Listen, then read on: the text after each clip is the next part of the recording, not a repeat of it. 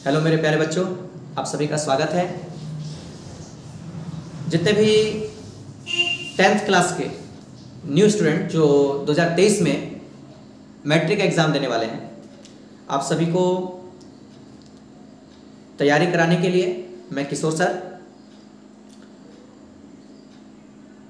आपको हर एक सब्जेक्ट के ऑब्जेक्टिव और सब्जेक्टिव जो होंगे नोट्स आपको मेरे चैनल पे मिलेंगे। तो मेरे चैनल को आप लोग सब्सक्राइब कर लें और नोटिफिकेशन पाने के लिए बेल बटन को जो है ज़रूर प्रेस करें। तो आज हम स्टार्ट करने वाले हैं इकोनॉमिक्स का फर्स्ट लेसन के ऑब्जेक्टिव। जो आपका फर्स्ट लेसन है वह है आपका कि अर्थव्यवस्था में इसके विकास का इतिहास, अर्थव्यवस्था एवं इसके विकास का इतिहास। तो इसका हम ऑब्जेक्टिव क्वेश्चन लेके चल रहे हैं। ठीक है, मैं आपको यहाँ क्वेश्चन बोलूँगा, आपको उसका आंसर देना होगा कि इनमें से उसका आंसर सही क्या होगा। मैं 4 ऑप्शन दूंगा, सही आपको बताना होगा। ठीक है, तो चलिए क्वेश्चन में बोलूँगा, इसके ऑप्शन में लिखूंगा। ठीक है, उसके बाद आपको कमेंट करना होगा कि इसका आंसर क्या होगा। ठीक है, तो देखते हैं।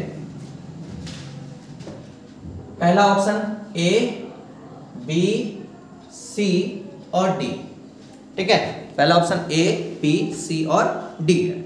पहला ऑप्शन है, देखिए पहला क्वेश्चन जो है पूछ रहा है क्या कि इनमें किसको प्राथमिक क्षेत्र कहा जाता है। इनमें किसको प्राथमिक क्षेत्र कहा जाता है। ऑप्शन देखिए हम लिख रहे हैं यहाँ पर। ठीक है, पहला ऑप्शन आपको दिया गया है सेवा क्षेत्र।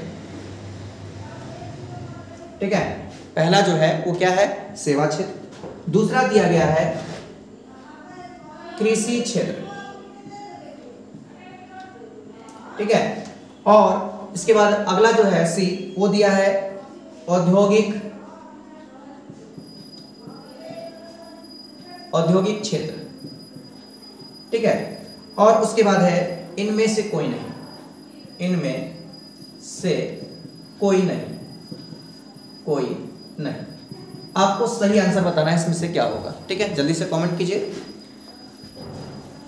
ठीक है, चलिए तो इसका जो सही आंसर होगा, ठीक है, देखिए क्या बोला गया था क्वेश्चन आपसे कि इनमें से प्राथमिक क्षेत्र किसे कहते हैं। ठीक है, तो मैं आपको देखिए सारा काम एक्सप्लेन बता देते हैं आपको। प्राथमिक क्षेत्र, तो देखिए जब भी अगर आपको प्राथमिक क्षेत्र बोले तो याद रखना प्राथमिक क्षेत्र को हम लोग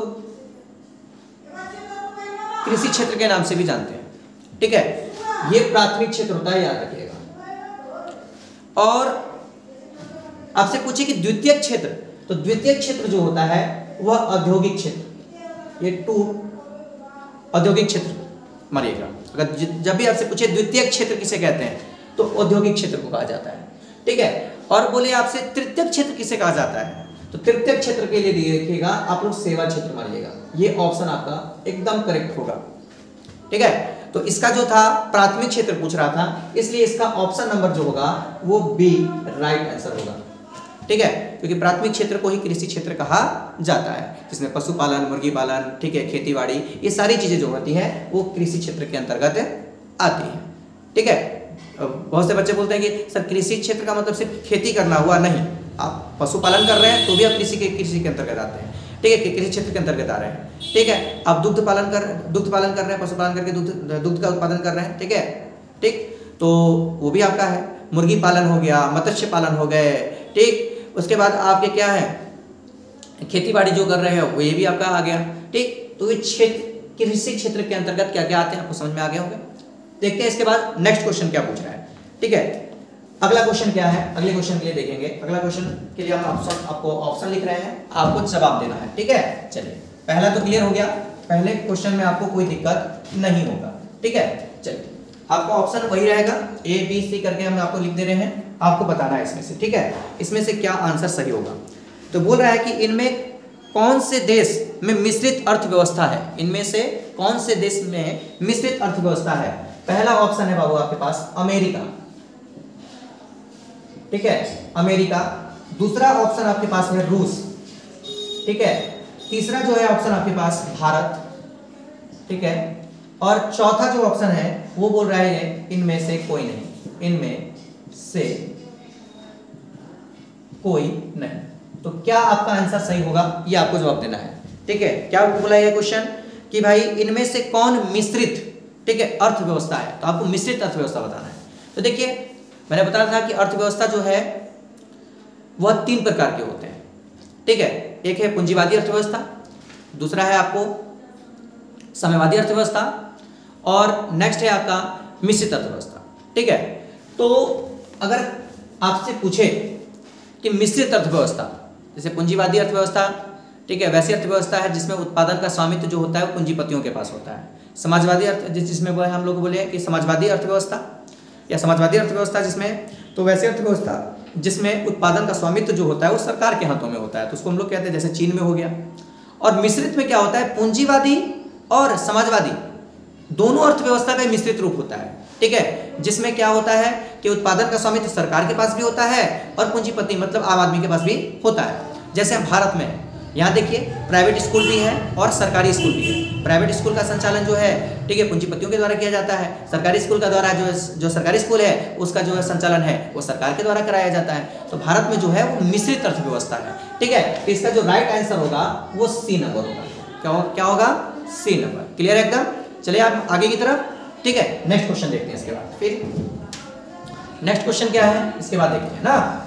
चलिए जहां भी आपको डाउट होगा आप वहां हमसे पूछ सकते हैं, ठीक है। चलिए नेक्स्ट क्या है कि भारत में योजना आयोग का गठन कब किया गया था। भारत में योजना आयोग का गठन कब किया गया था, ठीक है, इसका जवाब देना है आपको।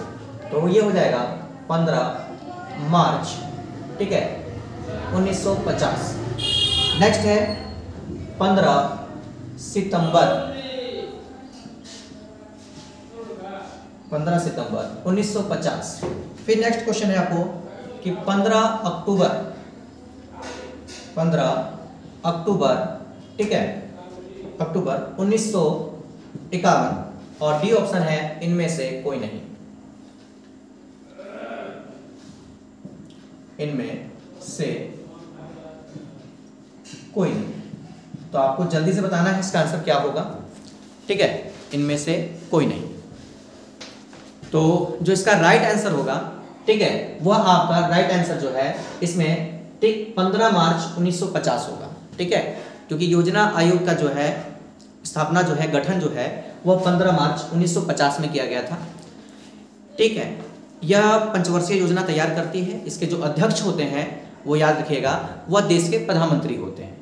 और इसका जो नाम है इसको परिवर्तित कर दिया गया है और 1 जनवरी 2015 से इस योजना आयोग का जो नाम है वह नीति आयोग कर दिया गया है। ये ऑब्जेक्टिव में याद रखिएगा, ठीक है, कि भाई योजना आयोग को किस नाम से जाना जाता है, ठीक है। 2015 के बाद आपको 2014 के बाद 2015 में जो है इसको लागू किया गया था। 15 अगस्त 2014 को नरेंद्र मोदी ने ही क्या किया था, इसको बताया कि भाई इसका नाम परिवर्तित किया जा रहा है। इसका नाम जो होगा वह होगा क्या, तो आपका नीति आयोग, ठीक है। तो इसका जो राइट आंसर है, क्योंकि भाई बोला गया कि योजना आयोग की स्थापना अर्थात गठन कब किया गया था, तो वो आपका ए नंबर जो होगा, ठीक है, ये राइट आंसर होगा आपका 15 मार्च 1950, ठीक है। चलते हैं इसके बाद नेक्स्ट क्वेश्चन की तरफ, ठीक है। नेक्स्ट क्वेश्चन देखेंगे इसके बाद हमको क्या बोल रहा है भाई कि जिस देश का राष्ट्र आय अधिक होता है वह देश कहलाता है। जिस देश का राष्ट्र आय अधिक होता है वह देश कहलाता है, ठीक है। आपके पास ऑप्शन है, बताइएगा, ठीक है। पहला ऑप्शन है आपके पास अविकसित, पहला अविकसित, दूसरा है विकसित, ठीक है, तीसरा है आपके पास अर्धविकसित, अर्धविकसित, ठीक है, और चौथा है इनमें से कोई नहीं, इनमें से, ठीक है, कोई नहीं, ठीक। तो इसमें आपको राइट आंसर बताना है, इसका राइट आंसर क्या होगा, ठीक है। तो बताइए क्या बोला गया है क्वेश्चन आपसे कि जिस देश का राष्ट्र आय अधिक होता है, ठीक है, वह देश कहलाता है। जिस देश का राष्ट्र आय, देखिए राष्ट्र आय अधिक है तो प्रति व्यक्ति आय अधिक होगी, अर्थात वो देश जो होगा वो विकसित होगा, ठीक है। एक तरह का क्या है, ये आर्थिक विकास का सूचकांक भी है राष्ट्र आय। हम लोग क्या राष्ट्र आय के आधार पर हम लोग क्या कि कौन सा देश का जो आर्थिक विकास है वो कितना है वो हम लोग पता लगा सकते हैं। ठीक है, तो इसका जो राइट आंसर जो है वो क्या होगा, विकसित। वो देश क्या कहलाएगा, विकसित, क्योंकि राष्ट्र आय अधिक है, प्रति व्यक्ति आय भी अधिक होगी। ठीक है, वहाँ का जीवन स्तर अच्छा होगा, जीवन आशा अच्छा होगा। ठीक है, इसलिए हम लोग क्या कहेंगे, इसका जो आंसर होगा वो क्या होगा, विकसित होगा। ठीक है, नेक्स्ट क्वेश्चन इसके बाद देखेंगे।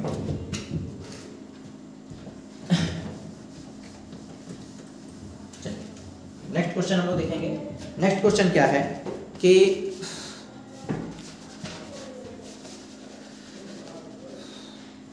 तो नेक्स्ट क्वेश्चन है, ठीक है, नेक्स्ट क्वेश्चन में क्या दे रहा है कि इनमें से पिछड़ा राज्य कहा जाता है, इनमें से पिछड़ा राज्य कहा जाता है। ठीक है, इसका आंसर आप लोग दीजिएगा।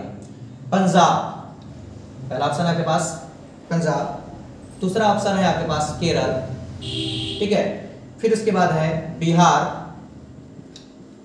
ठीक है, उसके बाद है आपके पास दिल्ली। ठीक, तो आपको बताना है इसमें कि राइट आंसर क्या होगा। तो बताइए, पंजाब तो हो नहीं सकता, क्योंकि वहाँ जानते हैं कि कृषि के क्षेत्र में बहुत ज़्यादा विकसित एरिया है वो। ठीक है, वहाँ के जो किसान हैं वह बहुत अच्छे कृषि के क्षेत्र में कार्य करते हैं, उत्पादन क्षमता वहाँ की अच्छी है, तो पंजाब तो होगा नहीं। केरल, वहाँ साक्षर दर में क्या है, सबसे आगे है, तो केरल तो होगा नहीं। और बिहार, देखिए शिक्षा में भी पिछड़ा हुआ है, यहाँ बाढ़ की समस्या, सूखा की समस्या, बेरोजगारी की समस्या, आपको यहाँ हर एक तरह की समस्या जो है, ठीक है, चारों तरफ से घिरे हुए हैं।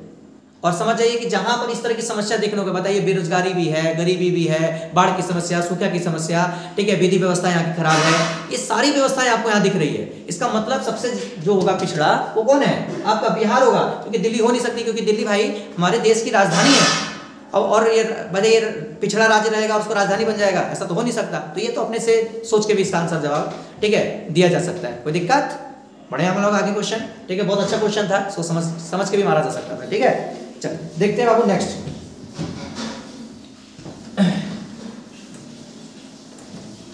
नेक्स्ट क्वेश्चन क्या है, बोल रहा है कि निम्नलिखित में से कौन विनिमय का सर्वोत्तम माध्यम है, विनिमय का सर्वोत्तम माध्यम है। ठीक है, मतलब अदला बदली करने का सबसे अच्छा माध्यम कौन सा है। ठीक है, तो सबसे पहले बाबू देखो वस्तु, ऑप्शन दिया है वस्तु, फिर है मुद्रा, ठीक है, फिर उसके बाद है चमड़ा, इसके बाद है डी ऑप्शन, इनमें से कोई नहीं, इनमें से कोई नहीं। ठीक है, अब बताइए, तो विनिमय का, ठीक है, सामान खरीदने के लिए, तो बताइए एक वस्तु के बदले दूसरा वस्तु विनिमय प्रणाली कहलाती थी।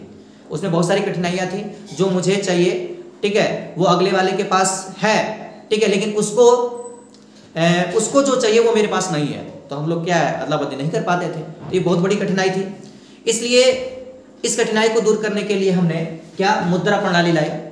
ठीक, और मुद्रा प्रणाली जो है बहुत अच्छा प्रणाली माना जाता है। ठीक, और इसीलिए इसका आंसर जो होगा, सर्वोत्तम माध्यम जो है वो मुद्रा, और आज भी ये चल रही है, प्रचलित है।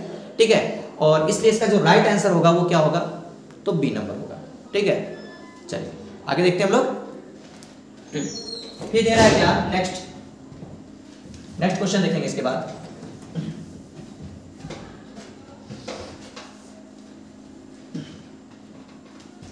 देखिए नेक्स्ट क्वेश्चन है कि भारत में वित्तीय वर्ष कहा जाता है, भारत में वित्तीय वर्ष कहा जाता है। तो इसका देखिएगा ऑप्शन क्या है, लिख रहे हैं, आप लोग बताइएगा। ठीक है, 1 जनवरी, आपको ऑप्शन दिया गया है 1 जनवरी से 31 दिसंबर तक। नेक्स्ट ऑप्शन है 1 जुलाई, ठीक है, 1 जुलाई से 30 जून तक। ठीक, फिर उसके बाद 1 अप्रैल से 31 मार्च तक। ठीक, 31 मार्च तक। और उसके बाद है फिर 1 सितंबर से 31 अगस्त तक। 31 अगस्त तक।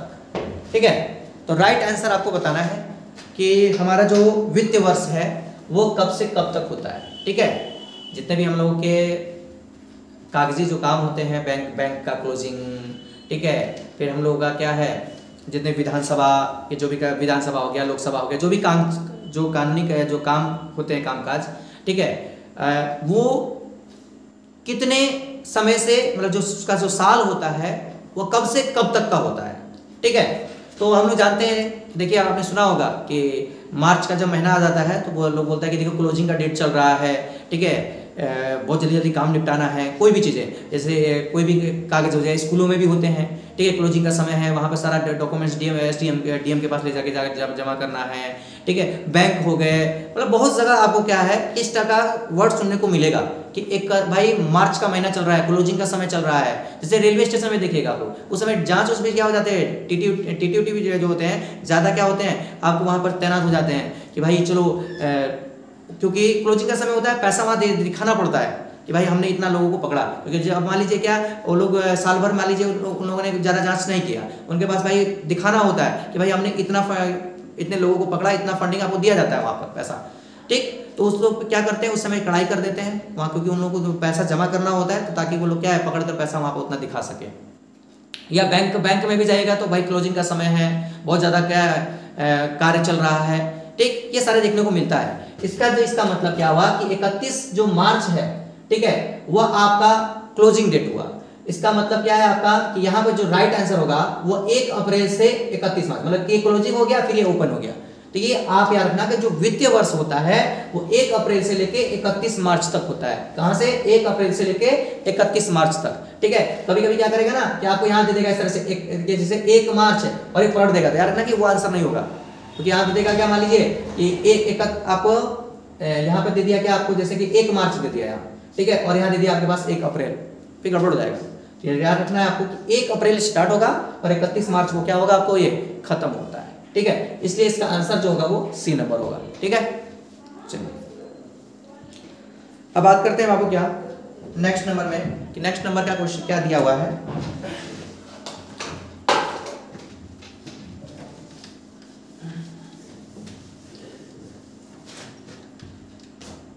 नेक्स्ट नंबर है कि भारत में किस राज्य का प्रति व्यक्ति आय जो है वो सर्वाधिक है। भारत में किस राज्य का प्रति व्यक्ति आय जो है वो सर्वाधिक है, आपको बताना है। ठीक है, तो पहला ऑप्शन है आपके पास बिहार।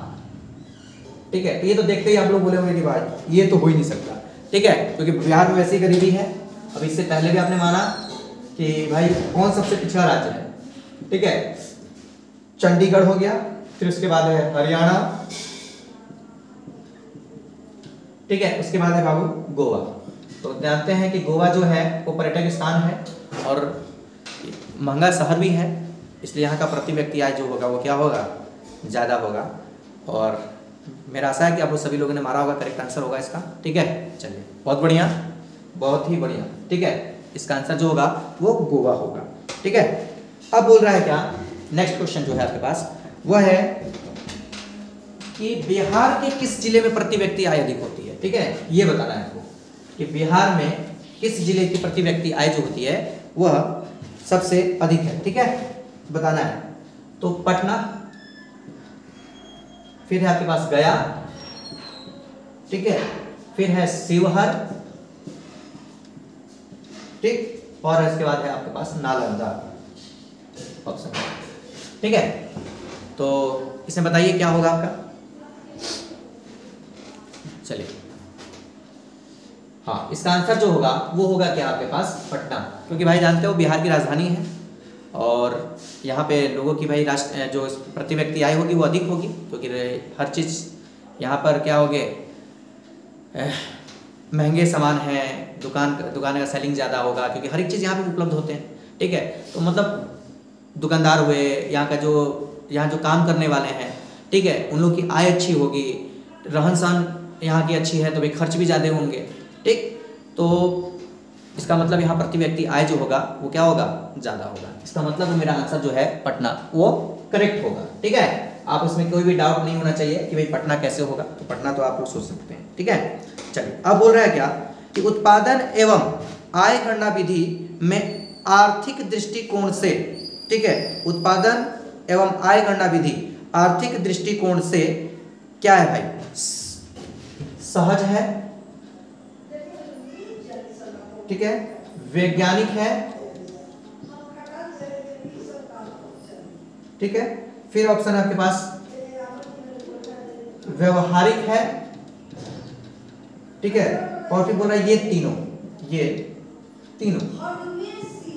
ठीक है। तो बोल रहा है उत्पादन एवं आय गणना विधि, ठीक है, सहज, वैज्ञानिक, व्यवहारिक या ये तीनों, ठीक है। तो इसका ऑप्शन जो होगा, देखिए उत्पादन गणना विधि जो है वो एकदम सहज भी है, आसानी से भाई कितना उत्पादन हुआ आसानी से हम लोग गणना कर सकते हैं, ठीक है। और वैज्ञानिक तरीका भी है इसमें, ठीक है, और व्यवहारिक तरीका भी है, सिंपल तरीके से भी हम लोग उत्पादन की गणना कर सकते हैं कि भाई कितनी मात्रा में क्या उत्पादन किया गया है। इसका जो राइट जो आंसर होगा वो होगा ये तीनों इसमें आपका राइट आंसर, ठीक है।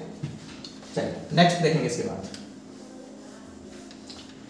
इसके दो पार्ट्स में इसके वीडियो बनेंगे। आज 15 क्वेश्चन आज करा देते हैं, 15 क्वेश्चन अगले वीडियो में करा देंगे। आपका क्या हो जाएगा, ये क्वेश्चन समाप्त हो जाएगा, ठीक है, फर्स्ट लेसन का आपका।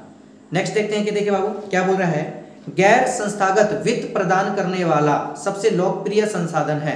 गैर संस्थागत, ठीक है, तो बताना आपको जो है ना, जैसे पैसे की आवश्यकता है तो आप सबसे पहले बताइए गैर संस्थागत, आप किसके पास जाते हो लोन के लिए, ठीक है, देसी बैंकर, ठीक है, महाजन,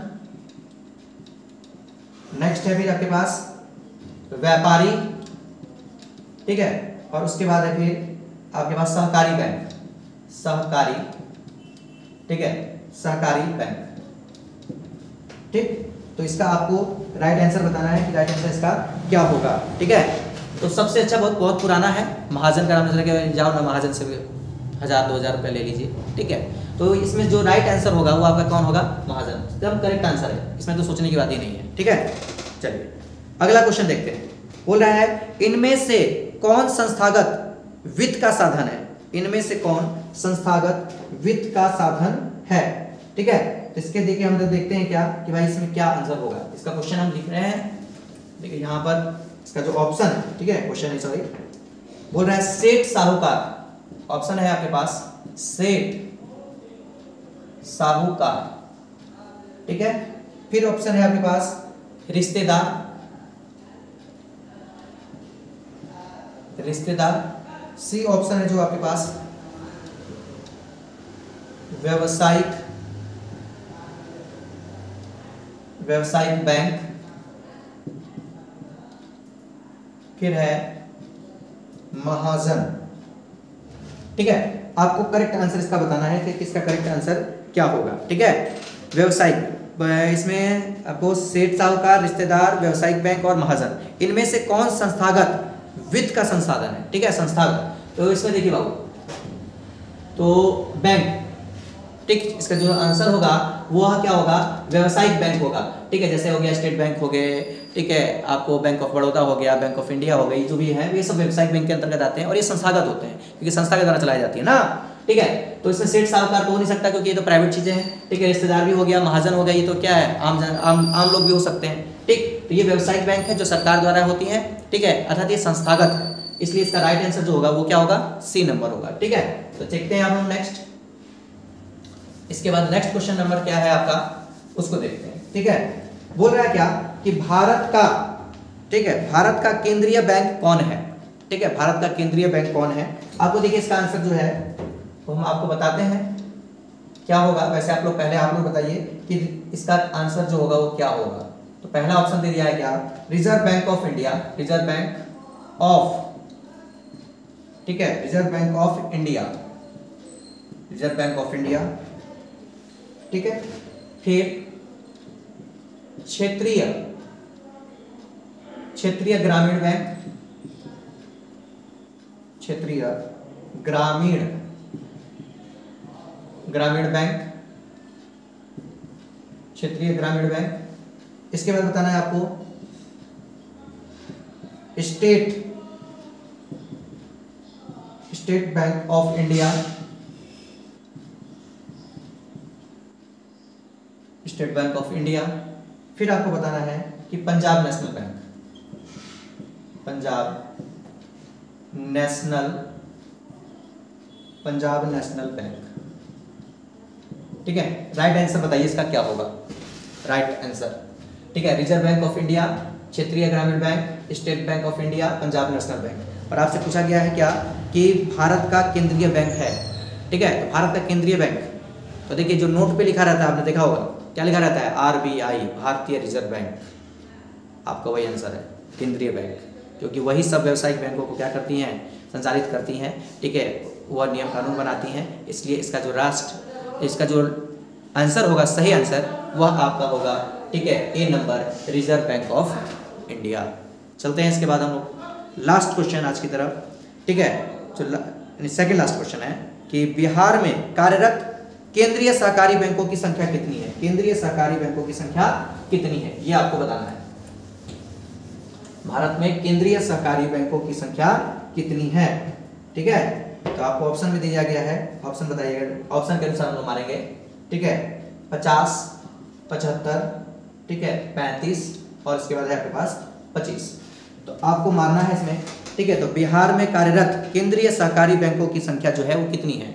ठीक है, तो उसका जो अभी वर्तमान हमारे बिहार में जो सहकारी बैंकों की संख्या है वह कितनी है, तो भाई 25 है। कितनी है, 25, सही आंसर है। ठीक है, यही होगा आपको करेक्ट आंसर।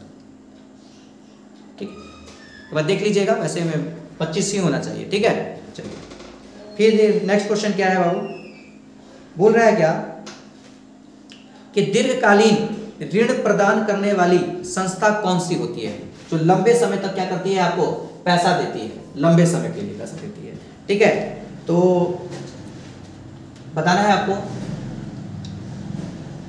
कृषक महाजन, ठीक है, फिर है भूमि विकास बैंक, भूमि विकास बैंक। ठीक है, इसके बाद है प्राथमिक कृषि साख समिति, प्राथमिक कृषि साख समिति। और उसके बाद है इनमें से कोई नहीं, इनमें से कोई नहीं। बताइए इसमें राइट आंसर क्या होगा। ठीक है, अच्छा बच्चा ने कमेंट भी कर दिया, क्या होगा राइट आंसर जो होगा वो होगा भूमि विकास बैंक। ये क्या होती है, लंबे समय के लिए आपको क्या करती है, आपको पैसा देती है लोन पर। ठीक है, और उसका समय सीमा होता है, फिर इसके बाद आपको लौटाना होता है।